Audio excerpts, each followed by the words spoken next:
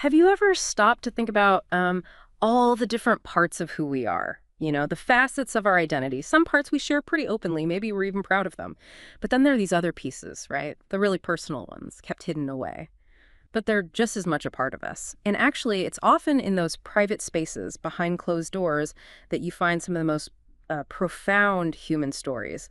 And that's exactly where we're going today. We're doing a deep dive into, well, a complex and often really misunderstood world, men who cross-dress but do so privately. Yeah, and to help us explore this, we're looking closely at a really insightful source. It's called Cross-Dressing Behind Closed Doors, The Emotional Landscape of Private Expression by Gender Benson. What's great about this book is it doesn't just describe what it looks like. It really digs into why people choose privacy or sometimes feel forced into it. And importantly, the emotional weight, the psychological side of that decision. Right. So our mission here is to unpack all of that, the really nuanced reasons behind it, the kind of surprising comfort it can actually bring, but also, yeah, the hidden burdens too. By the end of this, you should have a much clearer picture of this very personal journey. Okay, let's unpack this. So let's start with something the source brings up again and again. The idea of home as a sanctuary. For a lot of men who cross-dress privately, their home isn't just, four walls. It becomes this genuinely sacred space, a place where they can explore their feminine side freely without any fear of judgment. Exactly. And it's more than just liking privacy, as the book points out. It's really a vital refuge. This private world acts like a shield, basically, Right. protecting them from all sorts of outside pressures. Things like, those rigid heteronormative expectations we all absorb, the idea that men should be this way, women that way, or gender policing people enforcing those norms. And sadly, it also protects them from very real risks, like discrimination if people found out. It's amazing how much society's expectations can shape even our most private behaviors. Which makes me think, Right. okay, why is keeping it private so common? What are the main reasons the source identifies? Here's where it gets really interesting. Well, the book lays out a few key reasons, and honestly, they make a lot of sense when you think about self-preservation. First off, there's a significant fear of social repercussions. I mean, even though we talk more about gender now, cross-dressing can still face a lot of stigma. So men worry about ridicule, losing relationships, problems at work, even potential violence if they're outed. The consequences can be really severe. So you can see why they'd be incredibly cautious. Second, and it's tied into the first point, is wanting to protect relationships they already have. Many of these men are husbands, fathers, sons. They have established roles. And they're deeply worried that revealing this part of themselves could just, break those bonds, strain things terribly. So hiding it becomes this painful way to try and keep things stable. Then there's the internal stuff, internalized shame and confusion. Society often messages that cross-dressing is, well, abnormal or wrong, and that gets inside your head. So even if they find joy or release in it privately, there's this internal battle, feelings of shame, self-doubt maybe. And lastly, sometimes it's simply a lack of community or support. If you don't know anyone else like you, if there aren't accessible groups or online spaces you feel safe in, well, that isolation can make privacy feel like the only real choice. So the source shows it's often less a simple preference and more a rational response to some pretty intense pressures. Wow, so it's really about navigating a world that might not get it. Or worse, it sounds like this privacy is protective, definitely, but it must create its own set of problems too, like a trade-off. How does the source talk about that kind of internal conflict? That's exactly the term the book uses, a double-edged sword. It explores both sides, the comfort and the cost.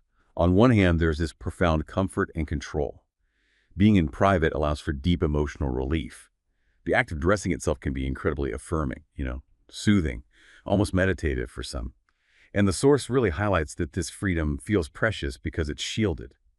Being able to control who sees this vulnerable side gives a sense of safety, empowerment. But yet, the other edge of the sword, the burden of secrecy, it's heavy. Keeping such a core part of yourself hidden takes a toll. It often leads to intense loneliness. People describe feeling split, between the person they are in public and the person they are in private. There's often a lot of guilt and shame, especially if they've internalized those negative messages we talked about. And then there's the constant fear and anxiety, worrying about being discovered, about rejection. That stress can bleed into everything else. Living like that, this double life, can also lead to what the book calls identity fragmentation.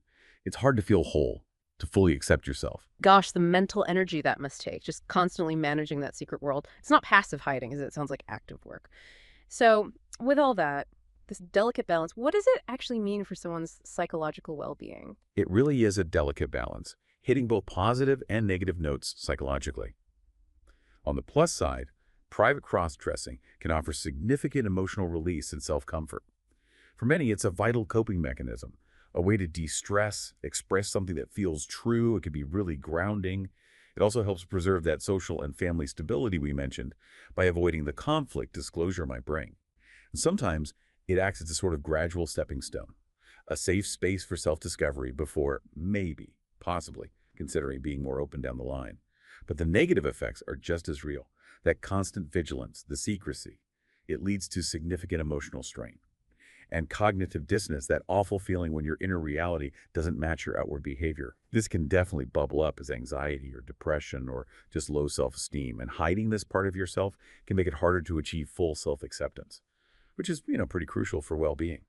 Plus, it means missing out on potentially supportive connections with others who understand. So yeah, it's like walking a tightrope between feeling free and feeling incredibly isolated. Still, despite those heavy costs, the source argues that for many, privacy isn't just a burden they're stuck with, it is freedom. How does that work? How can something that seems like hiding actually feel like liberation? Well, the idea is that behind those closed doors, they escape judgment. They escape society's rigid boxes. They can just be. Embrace that part of themselves without any filters. That private space becomes a place for personal ritual, for creativity maybe, that isn't influenced by what others think.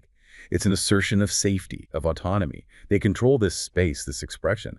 So for them, freedom isn't about being seen by everyone. It's about that deep inner freedom they find when they're alone, being authentic. That really shifts the perspective, doesn't it? Away from just assuming visibility is the only goal.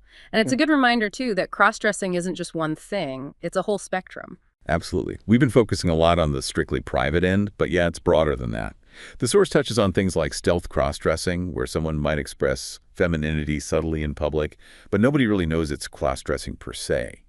Then you have open cross-dressing, where people are out to accepting friends, family, maybe specific communities. And for some, cross-dressing might connect to a wider gender fluid or non-binary identity. It's part of a bigger picture of exploring gender. And that journey, if someone moves from private towards more openness, it's rarely simple or linear. It's often complex, gradual, full of its own challenges and rewards. So for people who are somewhere on that spectrum, maybe feeling that tension between wanting privacy but also wanting connection, what can help? Are there strategies the source suggests for finding a balance?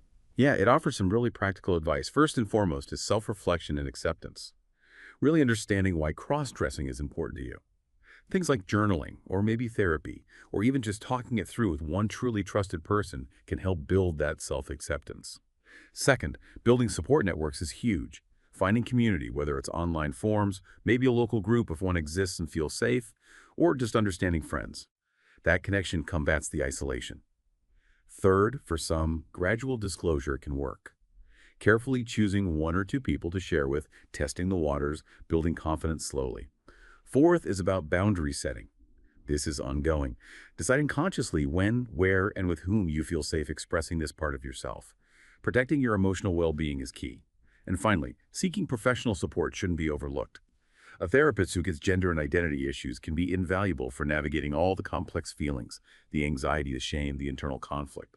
These are all steps, really, towards integrating this part of themselves in a way that feels right and safe for them. Discussing the ideas is one thing, but hearing from people actually living it, that's different. That's powerful. The source includes real stories, right? What's fascinating here is hearing directly from men who live this experience. It really does bring it home. The book shares insights from several men, like James, he's 42, an engineer. He describes his cross-dressing as a secret sanctuary.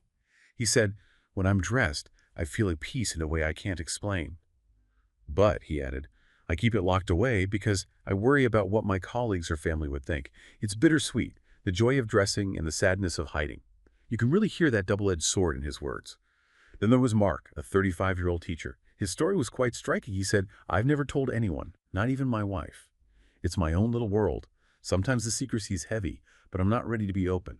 I guess I'm still figuring out what this means for me." That really speaks to the isolation and also that journey of self-discovery we talked about. And one more, Louis Casey, he's 28, an artist. He talked about it as healing. He said, "Dressing in private gave me a way to heal from years of feeling less than. It's like stepping into a skin that fits. I hope one day I can share this side of me, but for now, it's my refuge." So yeah, across these stories, you hear those common threads again and again. The solace it provides, the fear that holds them back, the need for that safe refuge, and often, a quiet hope for future acceptance. Wow. So what we've really unpacked today is that private cross-dressing, it's not simple. It's not just about hiding out of shame. It's this incredibly rich, complex, emotional world where people are constantly negotiating safety, identity, joy, fear, often all at the same time. It truly is. The privacy acts as a shield, absolutely, Yeah. protecting them from a world that might judge or harm them. But it can also be a source of real inner conflict, loneliness. Understanding that complexity, validating the experience, that seems crucial if we want a society that's genuinely more compassionate and recognizes, the full spectrum of how people experience and express gender. And it leaves us with a pretty important question, I think, for all of us. How do we honor someone's authentic self no matter how it shows up or where it shows up? For those men who cross-dress privately, the message from the source and from our discussion today is clear. Your experience is valid, your feelings are absolutely real, and your journey matters. It's a powerful reminder, isn't it, that whether it happens behind closed doors or out in the open, your true self deserves understanding and ultimately respect.